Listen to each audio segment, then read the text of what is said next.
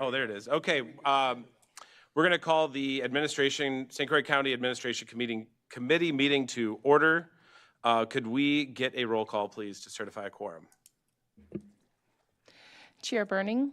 Present. Vice Chair Counter. Present. Supervisor Shirley. Present. Supervisor Long. Present. Supervisor Fiedler. We have a quorum. Thank you. Approval of minutes. Are there any changes or amendments to the minutes? Any changes or amendments to the minutes? Any changes or amendments to the minutes? Seeing none, we consider the minutes of the previous meeting from August 20th, 2024 approved. We'll move on to public comment. So we'll start with Lisette. Lisette, did I say that right? Lisette? Okay, we'll start with you. So just try to keep your comments right around 3 minutes. We don't have a clock in this room on purpose. I don't think they were intending a casino here. So, but anyway, if you don't mind, state your name and where you're from, and then about 3 minutes. Thank you. My name is Lisette Rendell. I'm here tonight representing Westfields Hospital and the Health Partners Organization. I am also a lifelong member of St. Croix County. I'm just here tonight to say thank you for the decision to keep the St. Croix Health Center as a community-owned facility. As board members, it is your job to ensure that the taxpayer dollars are properly handled, and sometimes that does mean making hard considerations and decisions. I commend you for exploring all options while also listening to the community for how they want their dollars handled. At Health Partners, our relationship with the health center over the years has been a strong and trusted one. We see the quality of care being provided to their residents and hear the stories of the personalized care that they provide. Health Partners continues to send around 43 referrals a month from patients all over the area who have heard about how great the St. Croix Health Center is. And now with the Kitty Roads addition being reopened, I know those referrals will grow. The county owned facilities throughout the state, as we see, continue to be sold to private companies. So I again commend you for deciding to be a leader in the state and expanding the St. Croix County Health Center capabilities instead of selling out. The St. Croix Health Center will continue to be a model of excellence that we can continue to be proud of, and we at Health Partners could not be more grateful for their continued relationship. So thank you. Thank you for your comment. Next up, we'll have Carrie Weiss, UW Extension.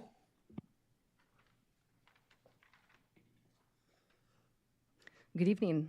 Carrie Weiss here on behalf of UW-Madison Division of Extension and the St. Croix County staff. The University of Wisconsin Division of Extension has a long history in St. Croix County, the cornerstone of which has been the collaborative partnership between UW and the county itself. As a result of this collaboration, there has been educational programming and research delivered to residents and communities relevant to the needs of the time. Extension provided programming on farming and land use that assisted with the economic development early in St. Croix's history. It provided family living programming that brought community members together to strengthen families and promote wellness. And through its 4-H programming, it developed young leaders into the next generation of engaged St. Croix County citizens. As it has been stated to me, Extension was vital in our communities. Due to changes in time, new emerging needs, and budget challenges, Extension evolved into a next-gen movement. This was an attempt by the organization to both reorganize and stay current. In addition, further fiscal constraints within the University of Wisconsin system resulted in Extension being administratively transitioned to UW-Madison. This has brought differences that have challenged both the staff within Extension as well as the partners we work with. Throughout these transitions, the feeling of trust and understanding that once was felt by both parties seems to be lost. This is my task at hand, to open the door to our county partner, to explore how to reinvigorate that partnership and to reimagine what the collaboration can now be with UW as an added resource. I stand here inviting that conversation and acknowledging the work that needs to be done to get back to that partnership, a partnership that has resulted in transformational efforts within this county for decades. Extension still provides rich programming and resources that generate collective community knowledge and impact. We stand ready to serve you and to work with you. That would include Ryan Sterry, our dairy educator, Becky Braithwell, our crops and soils educator, Allison Sauter, our community development educator. Selena Frymark, our health and well-being educator. Katie Bartko, our FoodWise coordinator. Ann Whitman and Eileen Van Dyke, our 4-H program. And Laura Heinz, our outreach support associate. Please reach out to any one of these educators and or members of my team to determine if or how they could grow with you or further enhance an effort in collaboration with you. And as always, please reach out to me, Carrie Weiss, the Area Extension Director, with any further questions, concerns, or clarification. Thank you. Thank you, Carrie. Next up, Chris Babbitt.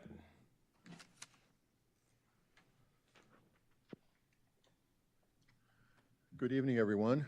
For those of you that don't know me, my name is Chris Babbitt. I've been a 35-year resident of the town of St. Joseph, as well as a practicing psychologist in this region for about that same length of time. I was very honored to be a member of this board from 2014 to 2018, a time that I remember fondly, believe it or not, despite the things that we were wrestling with at that time. And as you all know, that was the period of time when the decisions were being made about funding the new health center and making sure as best we could in those days to make sure that it survived. So I want to take a moment tonight to thank the board as a whole, not to mention the members of the administration committee for their decision recently to keep the health center in the fold and to move forward with it. For those of us that were there in the beginning, that decision was particularly important.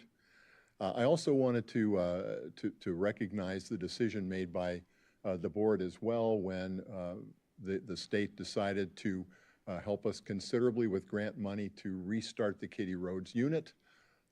Certainly for myself, and there were many, many people involved in this process, as you know, the realization of the Kitty Roads unit really brings to, I hope, a close one of the dreams that I think we all had to make sure that the health center was a one-stop shop, in essence, so that people in the county could be sure that services at every level were available in their community. So I want to thank you very much for making that move as well, and I look forward to seeing how Kitty Roads works once it's up and running and staffed. Those I know are significant buckets of work right there, but looking forward to seeing that unit reach its fruition. So thank you very much. Thank you. Are there any other comments? Are there any other citizens that would like to make comments? Are there any other comments? All right, seeing none, we'll close that portion of the agenda and we will move on. Before our business items, I just want to remind everyone that today, and thank you Supervisor Fiedler for reminding me that today is Constitution Day, and without that beautiful document that our founding fathers crafted and fought over and wrote really nasty letters to the editor, to each other, we would not be here today. So thank you to those that fought for our freedom and then fought it out again, creating what we have today. So business items, number one, financial report. So we'll turn that over to Administrator Witt. Yeah, I won't spend too much time going over the financial report because we're going to talk enough financial stuff. But on page 30, you'll see the tax collections. So the first part here is vehicle registration fees. You can see they've steadied out nicely at about $150,000 a month. Sales tax, it's just up and down. It's like a yo-yo right now. So it's hard to interpret what it all means. The 1.2 million still below where we were last year, but higher than a lot of months. So again, the trend is hard to decipher there. And then the next two pages are the KIP projects and the ARPA projects. And as they close out, you'll see that they're closed. And we're starting to wrap up all of the ARPA projects. If there's anything else in the financial report, though, I'd be happy to address that. Are there any questions for Administrator Witt? Supervisor Counter? Just a couple.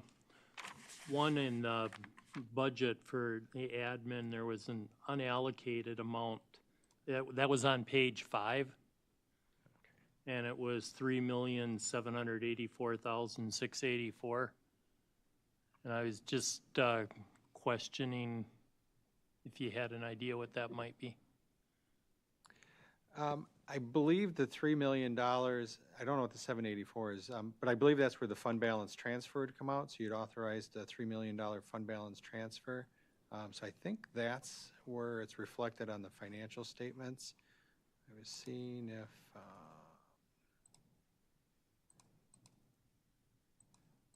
don't put that supporting page in. I believe that's what it is. I'd have to go back and to verify that, unless Dustin remembers. Use your microphone, Dustin.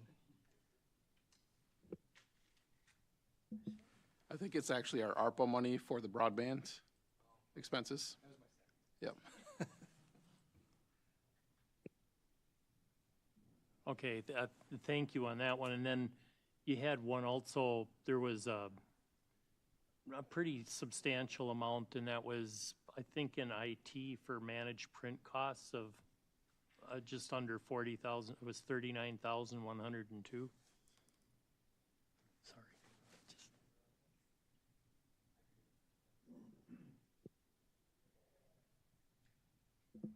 Yeah, so that's just our allocation throughout the year. So as we get further in the year, that amount will reduce. So every month we allocate back to the departments for their print services. All right, thank you on that one. Then the last one, this is just a question of how as I was reading through this, you have for county board wages, and then you have county board fringe. And I'm guessing benefits, but what is the fringe area of that on the county board cover?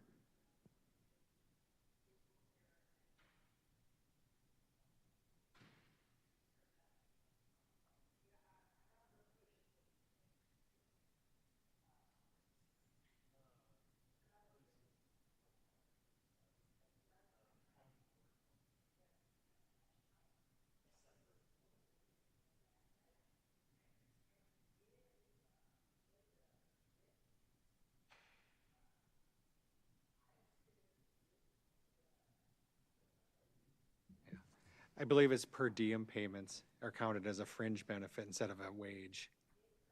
So all your mileage, your meeting costs. Yep. The wages are probably actually the videographer and stuff like that. You guys get benefits, not wages. All right, thank you. That's all I had. Thanks for explaining. Are there any other questions? Any other questions? Any other questions? Okay, seeing none, we'll move on to number 2, consideration of dental benefit change for 2025. Administrator Witt. Yeah, we got our dental renewal in kind of late here in the process, but it was up 8%. And instead of passing on another big increase to the employees, I've been wanting to, for a while, really to move the ratio split between the employee and the employer. Right now, the employer is paying 25% and the employee is paying 75%. A lot of our comparables are probably closer to 50-50. So I've been wanting to make that jump.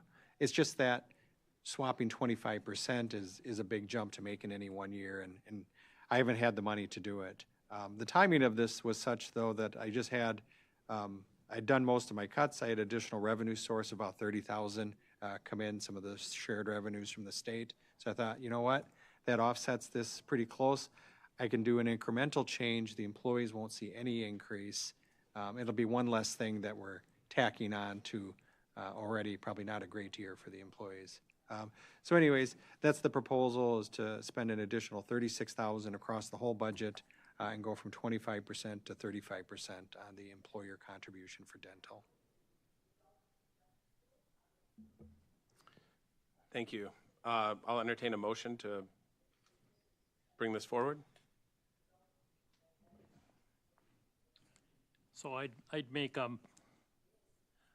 motion to approve the change to 3565 with the county paying 35% of the allocation towards Delta Dental program.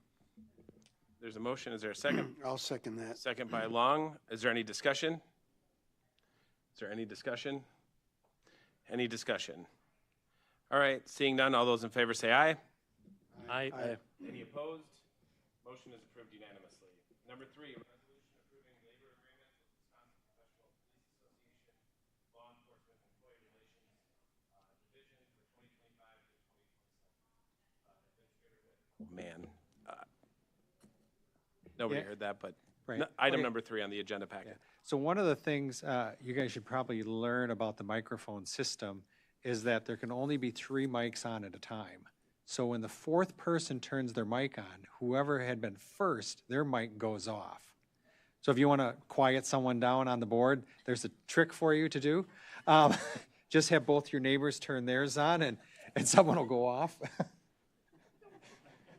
Or just be cognizant though, especially like voting, when everyone hit their mics to vote, it killed the chair's mic. And so, yeah, so that's why your mic had gone off, Chair Burning.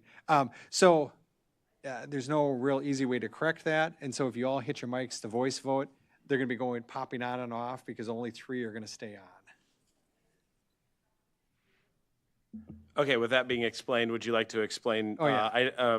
Item number 3, the resolution approving the labor agreement between us and the law enforcement unions? Yeah, I can do that. Okay. So thank you to our negotiating team, which was myself, Heather, and Audrey, and to the WPPA team. They had 5 members of the union came in, and it took quite a few sessions to sit down and work through the agreement, going over everything. The county didn't get everything we wanted. The union didn't get everything they wanted, which is probably a good reflection of a compromised position. At the end of the day, though, the union has voted on this, and they overwhelmingly adopted it. I think they had 6 no votes out of all of their membership. Here's what we have. So we have 3% cost of living each of the 3 years. We have some specific dollar changes. There's an extra $1 for primary service deputies and investigators on the final step in the 1st and 2nd year. There's an additional $1 on the final step for court services in the 3rd year, and there's an extra 50 cents for the sergeants in the 3rd year. So those are split up because it's splitting the cost for me up. We lowered the final step from 10 years of service down to 6 years of service. All our comparables are really 5, 6 years is the highest. We were very high at the 10 years. Some of the things that we got then that are financially beneficial for the county, the health insurance premium, it stays at a 90-10 split, 90% employer, 10% employee in 2025. In 2026, it goes to 12, 88 and 12. And then in 2027, it goes to 87 and 13. So that'll start stepping down, and we'll extend that to the entire employee base so they know it's coming also. And then on the long-term sick leave bank payout, we had sunset that a couple of years ago for all the employees, and now we have a sunset date for this employee group also. So we've been able to reconcile that. They have a different sunset date. It'll be the first day of the contract year, but it's sunset. It will all go away and clear up over time. So that reduced some long-term cost exposure for the county. The agreement has an annual cost of right around $320,000 per year. So that's a lot for the county. If you look at this year's net new construction, we're about $660,000. So that's almost half of this year's. Last year we had about 900, which would have been a third, but it's a big chunk of it.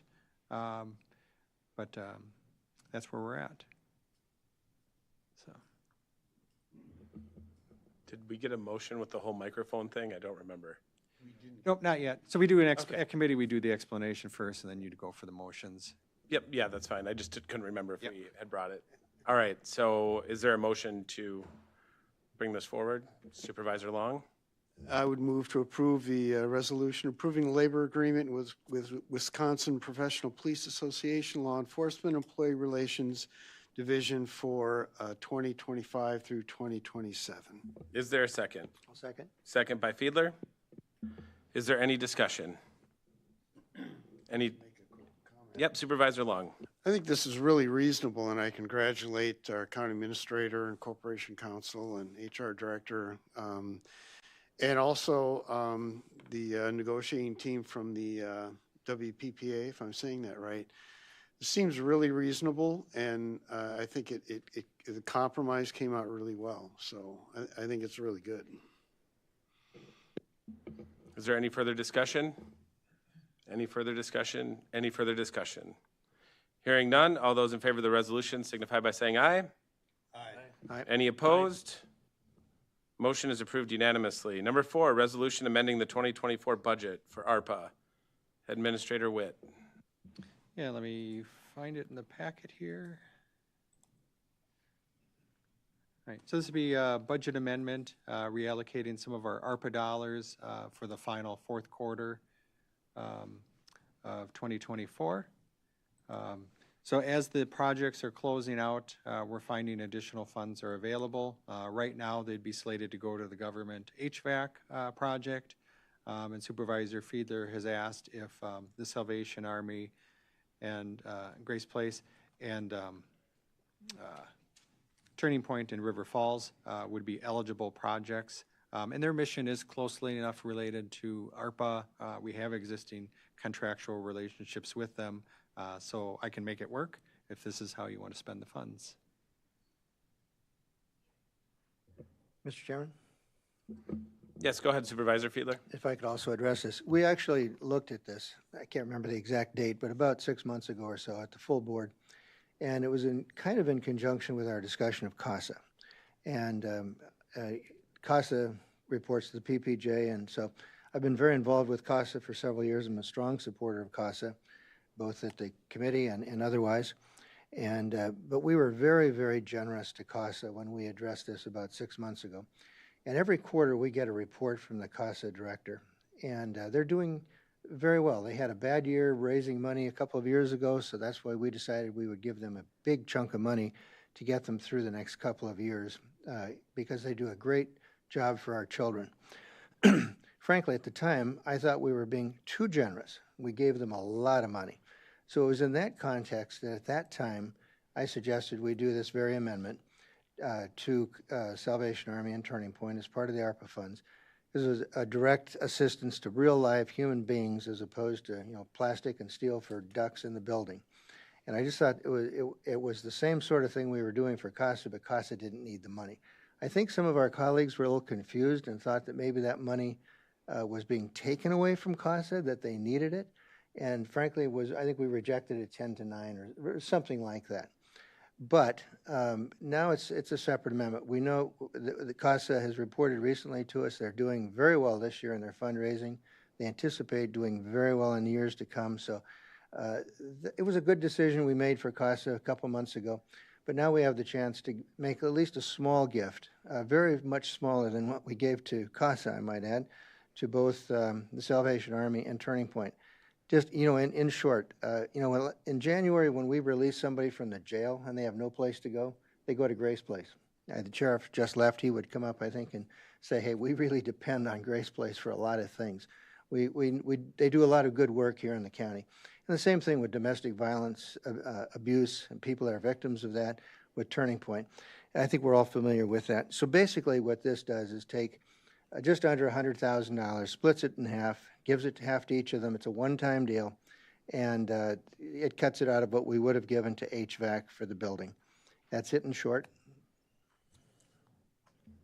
Thank you, Supervisor Fiedler. Is there a motion to bring this to the floor? I'll move it to the floor. Okay. Supervisor Fiedler has moved this resolution to the floor. Is there a second? Is there a second?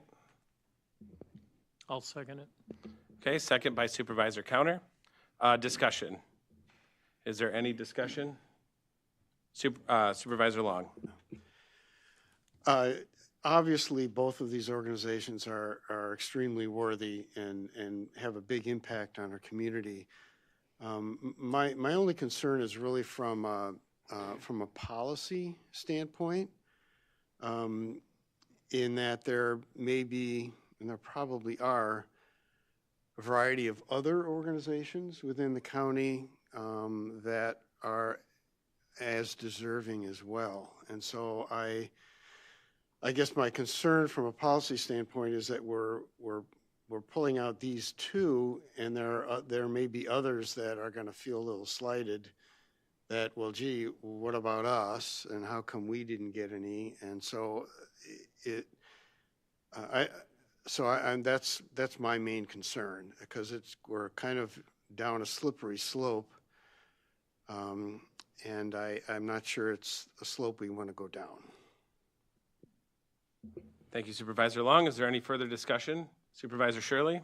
I agree with Supervisor Long. I think, I brought this up when we were talking about CASA, however many months ago that was, that I think it's an issue to me that we're setting a precedent for organizations, nonprofit organizations, that we're creating a relationship or a contractual agreement with the county, and it's just going to open the door for every other nonprofit to come in the door and try to figure out how they can get funds as well. So I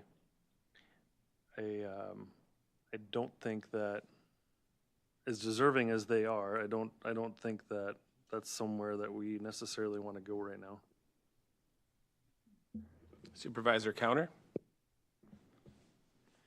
I was wondering if Administrator Witt, how's the working relationship between us and those two organizations differ from if we were looking, we're selecting two organizations, and I see the point that they're trying to bring up, but do we have any type of a relationship with how they work between those two particular ones versus being inundated by a whole bunch of others? Do we have reasoning that we would want to support those organizations at a different level? I think HHS Director Bob Rohrt might be capable of answering that. You can come on up to the podium there, Bob. I know that we have relationships with them, but I don't manage those contracts specifically. So I know they exist, but I don't know the extent of them, quite frankly. Sure. Is this I know Bob on? does. It's on all. All right. All right, well, there's a couple things with ARPA funding in particular where the allowable expenses under ARPA define organizations that you can pay for, that you can help as far as nonprofits go. As far as our relationship with both Grace Place and Turning Point, they're both faced with similar challenges that HHS is in terms of demand, growing demand in both those populations. People subjected to domestic violence, and of course homeless folks that involve families, and are both serving vulnerable populations. So from our relationship with them is very close, obviously, because we serve a lot of the same folks. They live in Grace Place or at Turning Point, and we work with them in those environments. I think they're both critical to the kind of work that we do. I think they fit within that scope of allowable expenses under ARPA, and I think the fact that they're overwhelmed right now, as many agencies are, but overwhelmed with folks that have nowhere else to go. So I don't know if I'm helping explain our relationship so much. It's a good working relationship, but I just think their mission aligns very well with what we do, so therefore we work with them quite often and think highly of their work.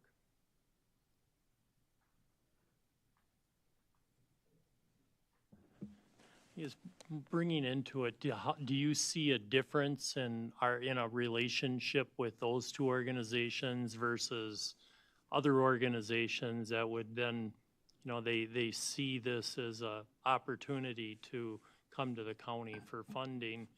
Do you see our relationship with those two organizations as a more, I won't say contractual, but in a manner, a cooperative type manner of working together, that it would make more sense to work with them versus, because otherwise you can kind of hear what they're saying. We're kind of opening the door to a whole bunch of other potential requests. Well, I would say that we've already worked with other organizations with some of our ARPA initiatives, Onyx House for recovery housing, Northwest Passage with peer recovery support. So it's not that we're being selective so much. It's those organizations that align with what we do and we already have working relationships with that we saw as good partners in furthering our work and extending our support wherever we can for those same populations that we work with. So it was with these two organizations, as has already been stated, we have relationships with them contractually already, and this would be additional funds that we could offer them that would help further their efforts. And they truly struggle with serving populations that are growing almost beyond their capacity to serve. So it may look like we're being selective, but we're trying to align ourselves with agencies that we already work with in a certain capacity, and we're trying to just extend those relationships a bit. Are you finished? Yeah. Okay. Chair recognizes Supervisor Shirley.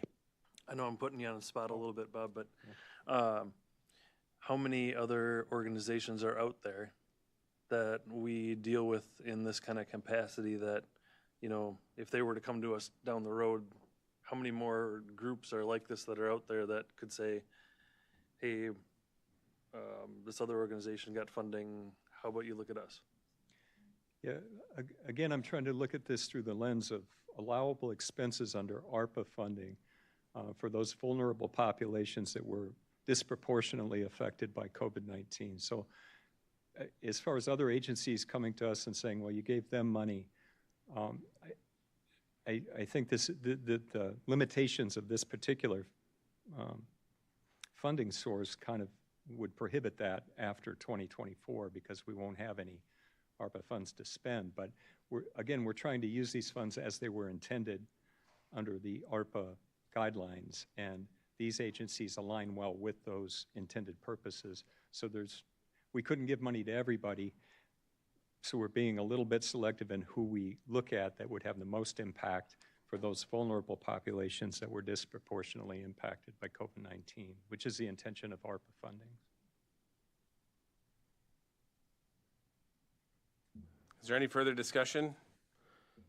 Supervisor Long, well, I'll recognize Supervisor Fiedler first. Well, I was going to just be very short. I just want to associate myself completely with the remarks made by Director Rorett that this is a population that really needs help. These organizations have really delivered that help. We've got the money now. It's limited. It won't go on and on. It really helps human beings today as opposed to other uses for it. I think it's a very worthwhile use of this ARPA money. It's directly what it was supposed to be used for, and we have a chance to do a lot of good for a lot of people. Chair recognizes Supervisor Long. Yeah, I guess my real question is, are we comfortable that we have justification for providing some additional funding for these two particular organizations? And can we separate them out, so to speak, from others? And if we feel like we have that justification, maybe this is a good idea, but I'm not sure. I'd like to get some more justification that these two particular organizations, they do, obviously they qualify under ARPA funding, but compared to other similar organizations that may also qualify under ARPA. And I guess maybe it's another way of asking the same question to Supervisor Shirley. Are there other organizations that are going to come to us? And if so, do we have justification for singling out these two? Is that a question for me? I think I understand what you're saying. I think the opportunity has been there for 3 years or so for agencies or organizations to approach us. We put out quite publicly that, you know, here's the initiatives we're supporting with ARPA funding. But I think I'd just circle back to we have the opportunity to be somewhat selective in who we want to partner with on certain initiatives because we believe it will have the most impact on those vulnerable populations. As far as justifying whether Grace Place or Turning Point are more deserving than other agencies, I couldn't make that judgment. But I'm saying in our experience in already working with them on a lot of common efforts with folks that they serve, they seem like the logical choice to devote additional funding to in order to serve the populations that were intended to be served by ARPA. So I don't know how to get granular on justification around do they deserve it more than someone else. I don't know that I could do that, but they are rather unique in terms of the populations they serve.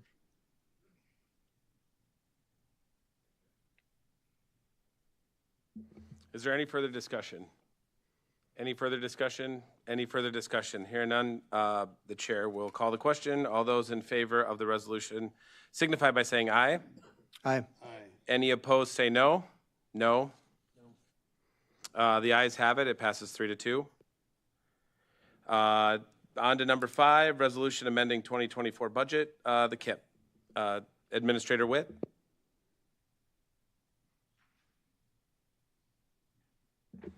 Okay, this is a resolution amending the 2024 budget. We had amended the budget previously, taking $335,000, allocating it to the bike trail along Highway 35, and we took it from the contingency fund of the Government Center project. The Community Development Department wrote some additional grants, received some additional TAP grant funding, and they're not going to need this additional funding. So if you vote no for this, the bike trail project is overfunded, falls back to the KIP at the end of the project. If you vote yes for this, it reallocates it back to the contingency fund of the Government Center. So that's what the yes or no votes on this resolution do. But it's reallocating that 335 back to the original source. Is there a motion? Supervisor Long. I'll move to approve the resolution amending the 2024 budget. Is there a second? Second. Second by Supervisor Fiedler. Discussion. Is there any discussion? Any discussion? Any discussion? All right, seeing none, all those in favor say aye. Aye. Any opposed say no. Motion is approved unanimously. Number 6, review of 2025 budget requests. All right, here's where it gets boring. So the department submitted all of their budget requests. When we add all this up, they had asked for an additional allotment of $3 million of tax levy money. When we look at where the new revenue sources are coming in at, 2.03 was our net new construction, $664,000. We had a referendum that was approved for $896,000. So I had $1.5 million available. So in those requests were all the referendum positions. That's part of the budget request, but those are in there. So that left, though, a balance of $1,583,448 that had to be cut from the requested budgets. So that's what I've been working on with the department heads. Dustin and I sat down with each of them, reviewed each of their budgets in detail to better understand where all of the requests were coming from. So we'll go over fairly quickly tonight those budget requests, and if there's anything in there that you feel strongly for or strongly against, now would be your last chance to tell me before we finalize the budget, because on October 1st, I will present to you a balanced budget. All right, so when we look at the budgets, the way we look at it is I'm going to look at the very first row. That's the general property taxes. That's the number that I have the most limitation on. So I want to see that. The furthest column that has numbers in it is the requested budget. The next column back then to the left is year-to-date as of January or August 6th when this report was run. The prior column then is what I'm comparing it to really. That was the adopted budget for 2024. And the first two columns then were 2022 actual and 2023 actual. So the way I look at the budget is I start with that first line and I say, okay, this number, 947,000, is $140,000 higher than last year. So Corporation Council has asked for $140,000 of more money. All right, so what is causing that? So I'll jump down all the way to the middle of the page, net wages and fringes. So I'm going to see what that increase is, and that's about a $140,000 increase. So within the requested budget for Corporation Council, there's three main things going on. One is they requested an additional position, so they've asked for an additional legal assistant as the number of children cases that they just took over increase. They need additional assistance. They found that 2 support staff for the 4 attorneys just isn't working out super great for them. The other 2 changes then that you're going to see, and this is just consistent through all of the department's budgets, is there's a step increase built in there, so about 2.4% on average, and then a 10% increase in health insurance. So that is built in there. So if you look at the health insurance, this one has an additional employee in there, but you're going to see large increases generally across the board in health insurance. So those are the cost drivers for net wages and fringes. And so that made up the whole $140,000.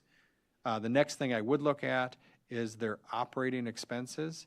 So it's the second to last line of numbers there. So last year, the adopted budget was $38,000, and this year it's $37,000. So that's really the thing that the department head has the most control over, is their operating expenses. Wages and fringes are fairly locked in. They don't have any say over that. So that's how I look at the budgets.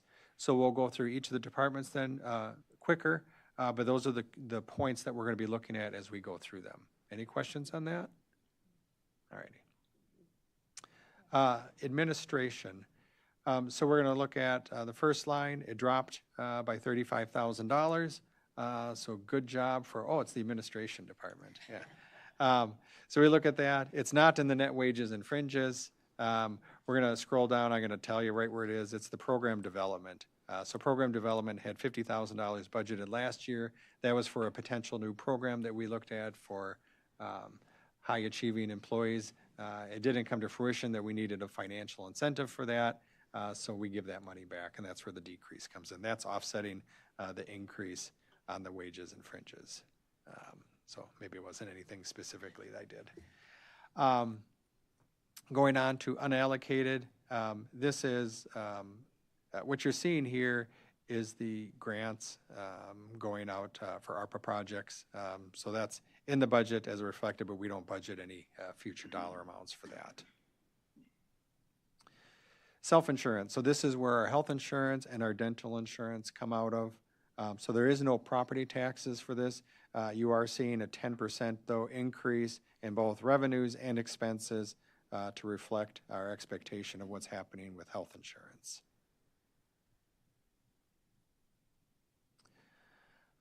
Retirement health savings account. So what we did here is last year we were at $300,000 for the adopted budget, and you can see the last couple of years we've been at that amount. Next year's is $0. So one of the things I'm doing is we finally seen a drop in this trend line. We went from 500,000 in 2021 was even higher, down to 186,000 last year, and we're only at 14,000 through August. We're not much higher year to date on that. So what I'm going to do is I'm going to use up the fund balance that's there and not levy any additional dollars. This is the program that's been sunset, so no more employees are joining this program. We have about $2 million available, which is going to take us, I don't know that it'll get us all the way to the end, because if an employee separates before they're eligible, then they don't use it. But I think we've done most of our large payouts. Sheriff's gone, so he's one of the larger ones. But most of the large payouts are gone. They left under threat that we were going to be doing something with this program. So a bunch of them left and retired when we talked about it. So most of them are gone, and that's why 21 and 22 were higher. And with this downward trend, I think we can use fund balance. So this is actually helping the overall budget by quite a bit. I just want to give a little bit more in-depth explanation of what's going on there.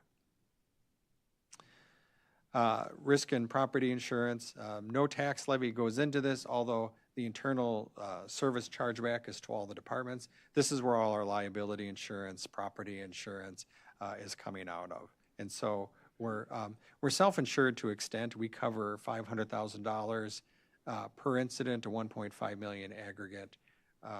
And then we're reinsured up to $15 million by other reinsurance levels. But we maintain the self-insured fund, and it runs about $1 million a year in cost. Workman's comp, $650,000 is charged back to each of the departments as a percentage of their wages, and then we pay the expenses out of there. No direct tax levy goes into it.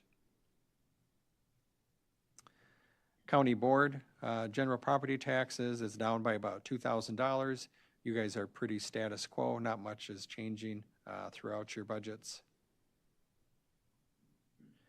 County clerk, we look at them, they went up about $24,000. So when we look at them, net wages and fringes are up about $23,000, so that accounts for most of it. And the only changes going on there is the step increase and the health insurance.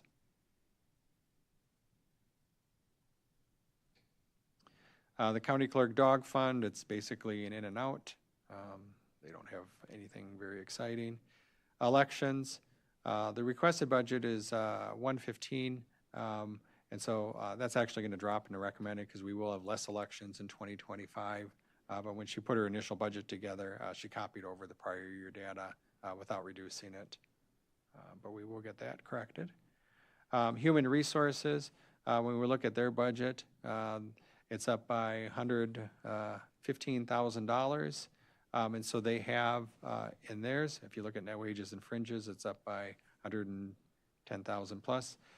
They have a new position in there, and that's the HR training position that's been requested. So that's one of the positions that have been asked for. You see the wage and benefit increases as you would all of them. If we look at their operating expenses, they're down about $3,000, so it's all position related.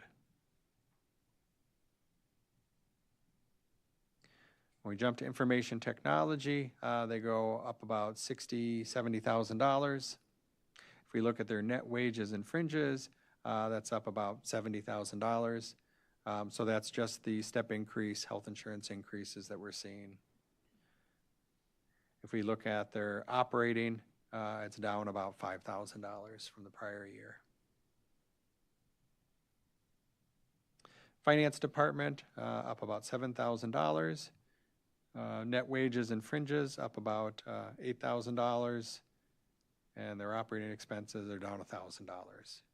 So it's just the step increase and health insurance. All right, so the default department, this is where we kind of reconcile everything and we bring in revenues that aren't attributed to any one department specifically, like sales tax is the big one. So you'll see general sales and retailers discount. That's the line item right there. So that went up by $1 million in the requested budget. And then you see the negative general property tax. It's just all these revenues that are redistributed across all the departments. We share with all the departments. But that's the redistribution of that. The other things that are in here is shared revenues, interest earnings, things that aren't attributed to any one department's performance. County treasurer, so they have a negative amount, which just means that their revenues exceed their expenses. So when it's got the brackets, a negative general property tax, they're sharing with other departments. So their sharing went down by about $50,000. We look at their wages and fringes, they are up about $50,000. There's no new positions in there. That's really just a combination of staffing that they have and benefits that they have. In small departments, sometimes a single position change can swing things fairly dramatically on a percentage basis. If you look at their operating expenses, they're actually down by $1,000. All right, facilities. Facilities is up a little over $100,000. If we look at their net wages and fringes, they're only up about $10,000. So most of theirs are going to be in the operating expenses then. So we look at their operating expenses were just under 1.3 and they're going up to just over 1.4. For some reason, all of the utility costs and stuff have gone way up for the facilities department. It must be because of the new building that we're sitting in. So they've increased their projections for gas and electric and associated cost. You'll also see an increase in their contract services. Their contractual services are up $40,000. That's for additional custodial staff. And there was such a small increase in net wages and fringes that it's because a position was actually eliminated. So we went from an employee position, custodial position, to a contract position. So that ended up in a net savings for the county to make that change. Fleet vehicles, it's just an in and out. It's the way that we track fuel and maintenance costs on the fleet vehicles and charge them back to other departments. It's an internal service fund. Debt service fund. So the original plan, and this was before our committee of the whole meeting, so that change is not reflected yet. That'll be reflected in the next column that you'll see on October's first version. But we have $10.7 million in debt payments scheduled for next year. So I had planned on using $250,000 of fund balance. That number will then increase. And so we'll be able to bring that number further down in the recommended budget. But those are all scheduled payments that we have. And that concludes the budget overview for requested budgets. So if there was anything in there that really caught your attention that you said, make sure that stays in or make sure that comes out, now would be a good time to let me know. Is there any feedback for Administrator Witt? Supervisor Shirley. So doing quick math here while you were talking, we have the 1.56 million available from that new construction and the sheriff's bond, or the referendum. 320,000 of that is getting used by what we just approved for the officers' contracts. So that brings us down to 1.24. Health insurance is 1.15. So basically we have $90,000 to play with for new positions for the year total. And that doesn't include our step increase from what I'm seeing. So basically we have no money for any additional positions. Let me find the right page here for you. Make you all dizzy. Yeah. Which one? Where's it at?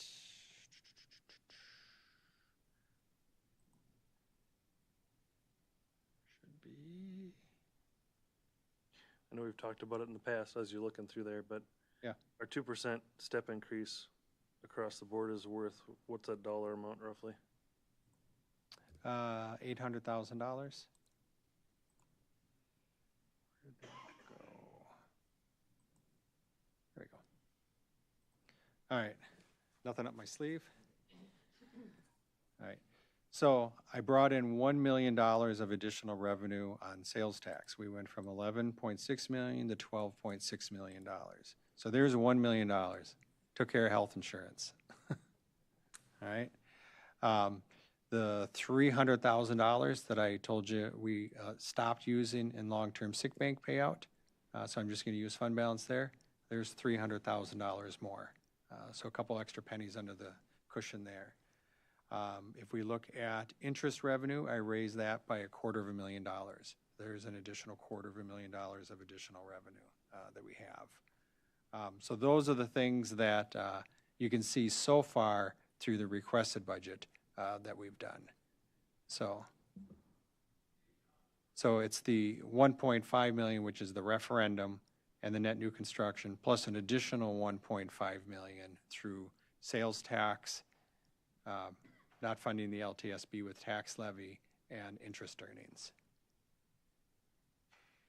Okay, so if I add that back up, Yep, you're back up to $3 million. we're back up to that, so we take off the 2% step increase, we're left with about 790,000 No, we just funded everything, almost everything with what I did of what there. we have money available, is what I'm.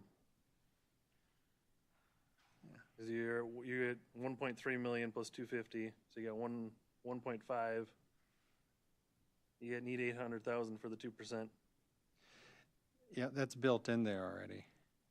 Okay. Yep. All right, never mind. Yep. Yeah, it's all built in there. So at the end of the day, you know, I've been working on the budget for a while. So at the end of the day, we funded almost everything. But there were hard decisions that you had to make. We had to decide, are we going to fund this or are we going to fund this? And so not everything got funded, but we're funding a fair amount of the requests that were made. So, One more question. So your first slide, when we started this, said that we need to cut, was it 1.4 from the request? yeah, 1.5 million. And I'm sure we'll hear about this later, but are there other departments? In this committee, we only have 2 positions that I heard of that we're looking for additional. I'm assuming Correct. there's quite a few others in other departments It's that, the next agenda item, I think. oh, is it? Segue. There you go. Yeah, so, Yeah. yeah. I will say, when you get to the recommended budget, that'll be a balanced budget, there was no department that went unscathed without some cuts. So Dustin and I went through with a fine tooth comb, many boxes of Kleenex, but we did get through all of the departments, and there's cuts everywhere. We really just tightened everything up. And so it wasn't necessarily a wholesale cut, not necessarily to everyone. But there was a lot of tightening up of areas here and here. We're gonna cut this back. You're not showing me that you've spent it before, so I'm taking it away now at this point. And so there's a lot of that in the budget reconciliation. You should be happy with the end result.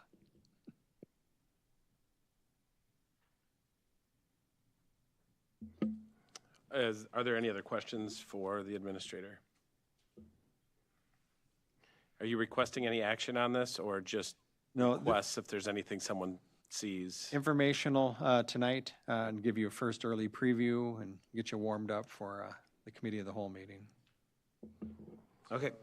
One more, Supervisor Shirley? Sorry. One other comment, the HR training position, I think we need to hold on that as we're exploring AI and some other stuff down the road here. I think that that's important to maybe not move forward with quite yet, just in my opinion. Okay, anything else or any other inquiries or questions for Administrator Witt? Any other questions or concerns? Okay, seeing none, we're moving on to number 7, report on new positions to be included in the 2025 budget. Administrator Witt. Yeah, so every year what we do is we come forward, we go over where the new positions are. I'll make this a little bit bigger here.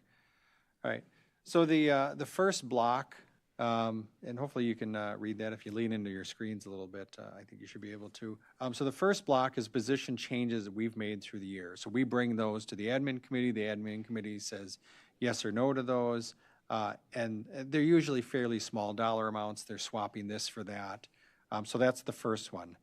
The second block then is referendum approved positions. So these are the 7.5 positions that were approved. I will note for you, the youth justice case manager position was originally slated to be in justice support services. Through mutual agreement of both department heads, that's actually going to be moved to HHS Children's Services. We think it more closely aligns and will coordinate better through their work because justice support currently doesn't work with any youth at all. They only work with adults. So there's that one small change of where that position reports, but there's the 7.5 positions. Then we have the third block down are reclassifications within the 2025 budget. Some of these are, the first two are FLSA exemption requirements have changed. And so to be in compliance with federal law, we have to reclassify a couple of positions. The other two are facilities related. We're swapping out a couple of positions, upgrading one, downgrading one. It actually results in a cost savings at the end of the day. New positions then that were added. This is probably the biggest fiscal impact. The first one is increasing a .875 position to a full-time position, the ADRC supervisor, so minimal cost there. The next two are new positions within ADRC, new full-time positions.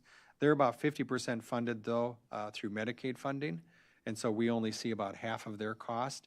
With the aging population though, they're seeing rapidly increasing clientele base, and so that's where we're reallocating some of our resources to, is to the ADRC to handle that group. The next one then is a behavioral health position. It has no fiscal impact to the county if we receive a grant. So the position is contingent on the grant. We don't get the grant, they don't get the position. They're aware of that, but it's in the budget being grant funded. We have a public health nutritionist at a .1. It's just a small increase in the allocated number of hours, $8,000 to deal with increasing WIC service demands. We have the two positions that we talked about within earlier on the budgets. We have the legal assistant for Corporation Counsel to handle the CHIPS cases that they've taken over, and we have a training and development specialist for the HR department. I don't know if you want to talk about that one at all, Audrey, since they brought that one up. You're on. Okay. Hello, new technology. I get your concerns probably about the AI potential, although I do think that there's really good LMS systems that are currently available and a lot of different online training resources that are out there already. And right, we use Oracle, we use Relias, we use Guardian. We have 4 different LMS systems that we're currently working with. I think where we fall short on our training is, number one, online training can get you so far. I myself am a big proponent of in-person training, but it's very specific to the county training that I think we're missing out on. We're missing supervisor training program, additional onboarding training, HR legal policy and procedure training, new team member and new supervisor training as well as the existing supervisors. I just think that there's a lot of areas that with our current staffing in HR, we're falling short just because we don't have the capacity to be able to look at specifically spend time on those training programs. So that was kind of my main reasoning for thinking that. I do really think it would help the overall culture and retention of the employee base to improve our training. And it's in my recommended budget. So when you see my recommended budget, when it comes out in another week, you'll see that that position's included in there because Audrey's convinced me that it'll help the organization as a whole to have that additional training resource. The last new position added then was a chief medical examiner. So Patty Schochner has announced that she'll be retiring in the first quarter of 2025. And so we're gonna restructure how that whole department really is organized. And it's going to start with changing the medical examiner from a piecemeal type of wage rate to a salaried base. The costs aren't incredibly different overall, but the cost is $135,000 for that position with full benefits then. Positions that we've eliminated then. So we've eliminated a number of positions. There's 5 ARPA-funded positions that are no longer going to be ARPA-funded, so they went away. 2 of those are the mental health co-responders. They're reflected up above, so they're kind of in both places. They offset each other, just to point that out. But when the funding goes away, the positions go away. I tell you that all the time. I'm proving it to you now. Here they are on the spreadsheet. We also had a community development grant project technician that was grant funded. The funding's gone, so we're eliminating that off our authorized FTEs. I mentioned to you the facilities custodian position that we eliminated, went to contract services, so we have a net savings there. And then the Parks Department, we reduced their seasonal staff by a half FTE just because they've improved their scheduling, so we're able to reduce some of their labor cost. The positions that I did not get into the budget then, that didn't make the cut, are the district attorney. They had asked for a promotion position to have a legal assistant too. The problem I have with it is there's legal assistants in other departments, and it's more complex than just the district attorney's office. And so at this point, I'm turning that request down. It can always be brought back later if we're able to rectify that hurdle. But right now, we're not there yet. The district attorney also had asked for a diversion program case management specialist. This position did not make the cut. It would be the next thing up on the list, but I didn't have enough funds for it. And then the medical examiner had wanted to make their half-time program coordinator a full-time. I think we'll test the full-time medical examiner first and see then really after that what's necessary for the program coordinator position. So those are all the positions. At the end, 7.5 were authorized through the referendum, and we have a net increase of positions of 6.55. So it's actually one decrease.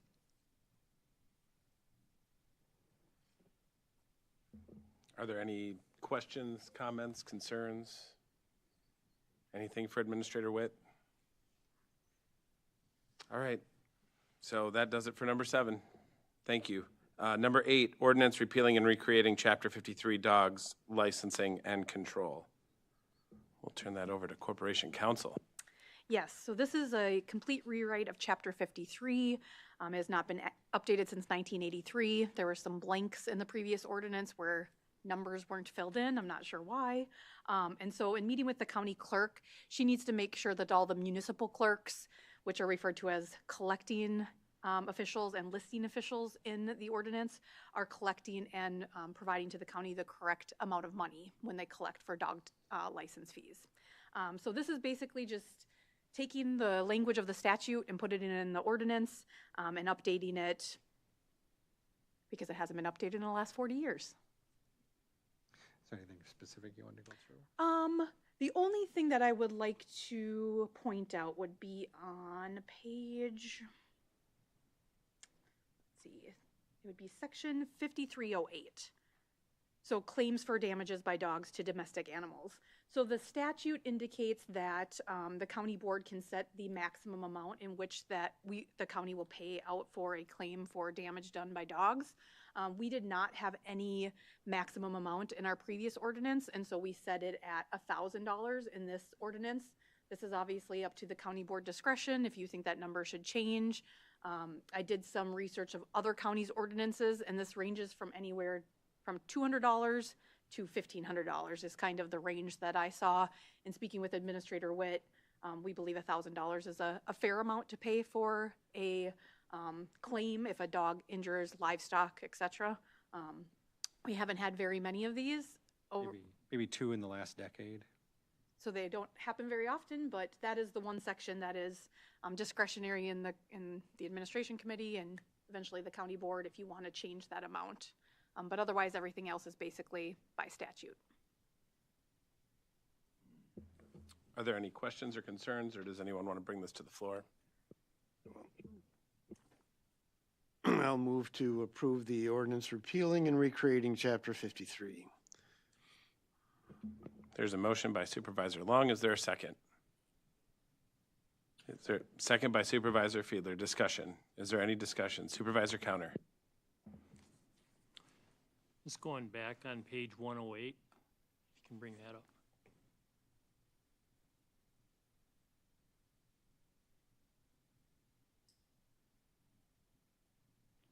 On the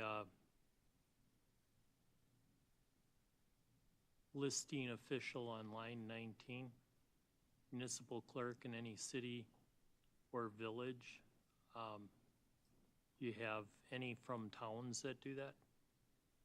Yes, the second part, in a town, the town board shall designate a person to be the listing official. So in towns, it doesn't necessarily have to be the clerk. It can be anyone Can be anybody. that the Okay. town board designates. Yep. Okay, thank you. Yep. Is there any other discussion? Any other questions? Any further discussion or questions? Any further discussion or questions? Seeing none, we'll call the question. All those in favor of the resolution signify by saying aye. Aye. Any opposed? Motion is approved. On to number 9, consideration of amending Chapter 3, ordinance delegating power to acquire, manage, and sell tax deed lands. And am I turning this over to Corporation Counsel? Thank you. Yes. So this is the first step to consider changes to Chapter 3. Chapter 3 is the ordinance that governs when we take properties when people fail to pay their property taxes. So Act 207 was recently passed by the legislature that changes several of the provisions in Chapter 75. Some of those I pointed out in my memo, and then I'll go through a couple of other changes. Since our last administration committee meeting where the administration committee was trying to decide who should be the highest bidder, what should we sell, there's lots of issues brought up about outlots and how we should address those when we take those properties. So first off, Denise Anderson, our treasurer, has been working on a process where she sends letters to adjacent property owners prior to us taking the properties. So when those individuals have not paid their taxes for 3 years, but we haven't actually filed the petitions to take the properties, Ms. Anderson has been filing or sending out letters to the adjacent property owners, letting them know that there hasn't been taxes paid, for instance, on an outlot. She has had some success in those adjacent property owners coming in and paying the taxes, and then working with the association to get the ownership of that outlot changed. Sorry.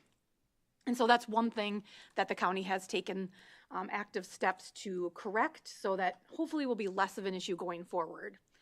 Also, our Community Development Director, Jason Chizeth, has recommended, and the county board has adopted changes to Chapter 13, which is the subdivision ordinance.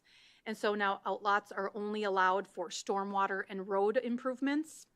The chapter also reduced the different forms of ownership of outlots to only homeowners associations or shared interests. Mr. Chizeth also brought the issue to the Wisconsin Towns Association meeting and encouraged surveyors and developers to avoid excess outlots. So hopefully we'll see less outlots in subdivisions going forward. He had a meeting with towns and surveyors regarding the changes to Chapter 13, emphasized that on plats, it needs to indicate specifically who outlots are dedicated to and who roads are dedicated to. So hopefully we won't have to take roads in the future because of unpaid taxes. He is still working with cities and villages because they can technically do their own thing when it comes to subdivisions, but really trying to encourage them not to have these outlots owned by an association, but rather owned by the municipality. I can tell you from my personal experience, I just received a letter from the city of Hudson. They will be taking the outlot, that is the stormwater holding pond for my association. They'll be taking ownership of that over from our association. So that process seems to already be working and being in the works. After the county takes the properties, the county clerk has established a new procedure where she's sending out letters to adjacent property owners so they can bid on the properties. That's a process she has put into place. Some of the requirements of Act 207 that we have to add to our new ordinance is that within 240 days of the county acquiring a tax deed, we must advertise the property for sale. Our new ordinance must include that we give priority to the former owner and their heirs and beneficiaries to repurchase the land. They would have to pay off all the past taxes that are owed, penalties, fees. The county board or this administration committee could recommend in this new ordinance that priority be given to adjacent property owners when we sell those foreclosed properties. There was a lot of discussion both this year and last year about making sure that adjacent property owners have first dibs basically on properties that we sell instead of maybe, a resident from the state of Minnesota. So we could add that in a new ordinance that's amended. And then the final thing is that Act 207 eliminates the requirement that the county make good faith efforts to locate the former owner for a period of 5 years. That was obviously a very excessive requirement for counties to do. Now, the new statutory language indicates the treasurer shall send any surplus funds to the former owner to the address on the tax deed. If that payment is returned or otherwise not claimed, then the money is placed in the unclaimed fund account. So that language will also be added to a new ordinance.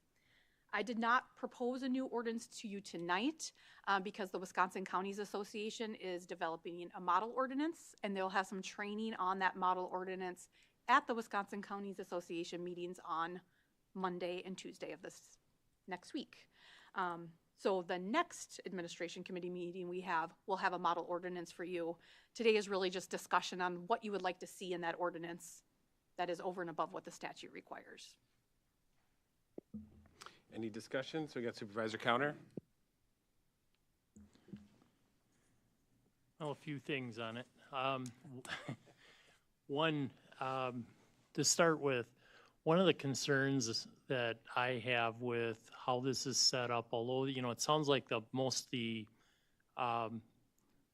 cities and villages are moving towards going a direction to have a stormwater utility or a method that they're taking on the responsibility and mapping these things out. I know for a fact New Richmond has been doing that also. But one of the concerns I got, especially in some of these rural ones, is I know we're looking at potential for the neighbors taking on those remainder parcels that have stormwater ponds and things on it, but part of this, although, you know, as a neighbor, they see this, well, geez, this is a great view, why not take on this responsibility? But the issue I have with it is, are they understanding the liability that when you have a stormwater pond that's incorporated into a development, most times there is a considerable amount of collection of stormwater that comes into those retaining ponds, and with that accounting for that, you also can get sediment and other things that have potential that need to be cleaned up. And if they become the new owner of this, they're taking on liability of an entire development potentially, and it can amount to a considerable amount of money. So my concern is, if we're going to go that direction and allow them to buy it, that they for sure need to understand what their liability is. And a lot of people don't get the big picture of what happens with that. And as we're developing the programs, one of the things that, you know, we've been talking about slightly with community development is for the future also even working with organizing something so that towns may also consider a stormwater utility district type deal with theirs, so that we can also take on the responsibility, because association-owned utilities, when you're working with them, the majority of these associations don't have a program in place of how to manage these things. And they become a problem at a point when they're out of control, and all of a sudden the county or the municipality has to step in and say, you've got a problem here. You've got water running over roads. We've got sedimentation problems. This all needs to be re-engineered, reworked, and by the way, this is going to come in at this price tag. And they are not aware of how to manage these things as they're set up. We don't have a program in place to ensure that we're looking at this thing with a sinking fund or a method that we can do to ensure that we don't have problems in the future with this. And as this is not a new state regulation, but it's been around for a few years, but more and more of these stormwater ponds are out there, and as you talk with the engineers that design them, they are admitting forthright that there is a problem with how it's being managed right now, and we have to look at how to change this to make it better, because otherwise we're gonna run into problems in the future. So, thanks. Any other comments or concerns? Supervisor Shirley? One other thing that I've been talking to community development with Jason about was how we prevent non-conforming lots. So we talked about that a lot in that last batch that was sold, as we created another problem for community development by some of those sales. So how we do that with the time frame that we're now regulated with, I don't know, but I think we need to have a plan for that. And then to go off of what Supervisor Counter was saying, if we get any of these stormwater lots or outlots that were stormwater ponds or designated as, I think we need to label them as such so that people that see it or and possibly bid on it will have a disclosure on there saying this was a stormwater pond. Do your due diligence. Are there any other questions, concerns, or comments on this? One thing I would like to ask Corporation Counsel, and I think it adds to what these two are saying, regarding those, those slivers of property that are, in a city and then they're 17 lots long and a foot wide. Do we statutorily now have authority to send that over to the city and say your problem, not ours, or does that fall back on us because we? Yeah, all right. So, but can you explain what we can? Is there anything we can do in regards to this? So I think one of the things that we could do is in our ordinance, we could give priority to a municipality to purchase it at the appraised value. Let's say it doesn't get purchased the first time around that we post it for sale, then we might be able to offer it to the municipality for a lesser amount. I know we have had success in the past about, after we post it for sale the first time, nobody buys it, offering it to the municipality, they pay us a $30 recording fee once the administration committee has deemed the parcel unmarketable. So we can try to work some things out in the ordinance that indicates that, we want to turn these parcels over to municipalities, cities, villages, or towns. We just have to make sure it's legally sufficient with the statutes. But I think that will be helpful that the WCA is putting on little training workshops, and Andy Phillips from Matolas Law will be there, so I can ask him that question specifically. Okay, very well, thank you. Any other concerns? Any other comments? Okay, seeing none, we'll move on from that. Thank you, Corporation Counsel. We'll move on to number 10, consideration of regrade request for certified nursing assistant, dementia CNA, and certified medication aid CMA positions. Audrey, this is you. Okay. So like you said, a regrade request for the CNAs. We recently had several CNAs decline our job offers, stating that our starting wages were too low. So based on that information, I conducted a new market analysis for comparable wages. When looking at comparables, just for county comparables, which is what we would typically use like in the McGrath study, we are in line with other county wages, but there's very few county county-run nursing homes to even get a good number of comparables. So I really was only to find 3 that are kind of direct competitors of ours where we're looking at the same recruiting area. So in my opinion, like I said, we typically only look at counties, but I think in this case for healthcare campus positions that it's going to be important that we include local privately run nursing homes and assisted living facilities as well, because they are direct competitors for our recruitment and retention. And so when I analyze the private industry, our wages are well below the average for the private. So based on that new market analysis and information, it was my recommendation to perform the regrade. CNAs moving from grade 12 to 14, dementia CNAs moving from grade 13 to 15, and the CMAs moving from grade 15 to grade 16. Okay, is there a motion to bring this forward? Or any questions before bringing it forward? You want to? I have one comment. Okay, Supervisor Counter.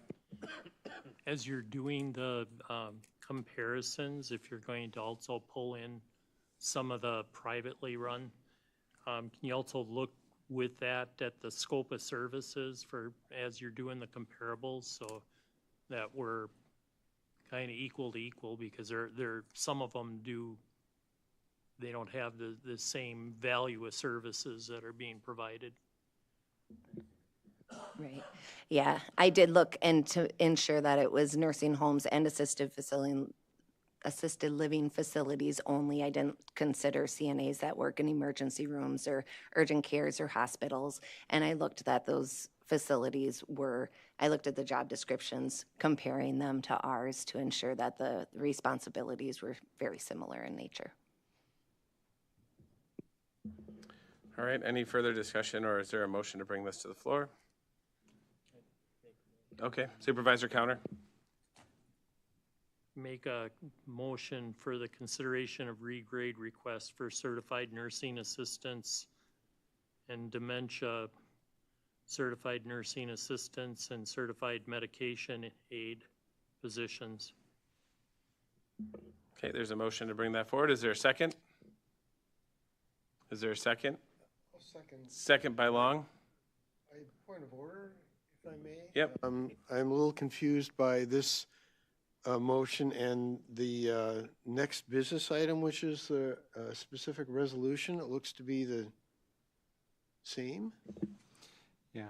So a regrade, moving a position from one classification to another classification is a committee approval. You're granted the authority to say that this position isn't worth a grade 13, now it's worth a grade 15.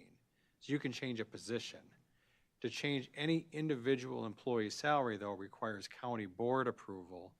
And so if you approve this change, it's going to create compression within the existing employee group, and we want to change them. That'll be next. Okay, we're still looking for a second. Okay, you did second. Okay, yes. Supervisor Long seconds. Is there any discussion? Supervisor Shirley. I just had a question. In our last board meeting, we talked about the reopening of Kitty Roads and the grant funds that were available, and that this type of thing was going to be necessary. Is that a totally separate topic still, or is this part of that? This is a part of that bigger picture. So some of the grant funds that we have available are going to be going towards this, but we have to have the formal approval processes in order to offer more money. And there's additional sign-on bonuses and things like that within our authority that we'll be doing also with the grant funds. Any further discussion? Any further discussion? Any further discussion? Hearing none, all those in favor of the resolution signify by saying aye. Aye. Any opposed, say no. Motion is approved unanimously. Number 11, resolution approving compression adjustments for specific healthcare campus staff. And I'll turn that back over to Audrey. Yeah, so now that the regrade is approved, that is going to create some pretty big compression. We've had a lot of turnover in the healthcare campus over the last several years, and so it would put a substantial number of their employees down at step 1 and really compress anybody with like 8+ years of service down with those that are new hires. So we'd like to, and in our typical regrade, what we do is we move the employee from grade 13 to grade 15 to the nearest wage that is comparable to their current wage, which is why everybody kind of shifts down to step 1. So for this, what we'd like to do is keep them most of them at their current step. So comparable steps versus comparable wages, to say if you were at step 2, you will move to step 2 in the new wage grid, or at the new grade. If you're at step 3, you'll move to step 3, and so on, with compressing a little bit more at the top, where we are combining steps 5 and 6, I believe, into one grade or one step, and grades step 6 and 7 into one step as well. A lot of grade and steps there, but basically to alleviate the compression issues so that we can continue to keep those current employees happy as well and paid correctly, really. Any questions, discussion, or is there a motion? Supervisor Long? I'll move to approve the resolution approving the compression adjustments for specific healthcare campus staff. There's a motion. Is there a second to that motion? Second by Shirley. Discussion. Is there any discussion? Supervisor Long? One quick comment. I think, given the past recent discussions regarding the healthcare campus, I think this certainly will go a long way to reaffirm our support and our commitment to our healthcare employees. And I think that's important. Any further discussion? Any further discussion? Any further discussion? Hearing none, all those in favor of the resolution signify by saying aye. Aye. Any opposed? Motion is approved unanimously. I'll move on to requests for future agenda items. Are there any requests for future agenda items? From the committee, any requests for future agenda items? Any requests for future agenda items? Hearing none, we'll move on from that portion of the agenda, move on to announcements. Other than Constitution Day, thank you, Supervisor Fiedler. Are there any other announcements? All right, and the date of the next meeting will be October 15th, 2024. And with that, we stand adjourned. Thank you, everyone.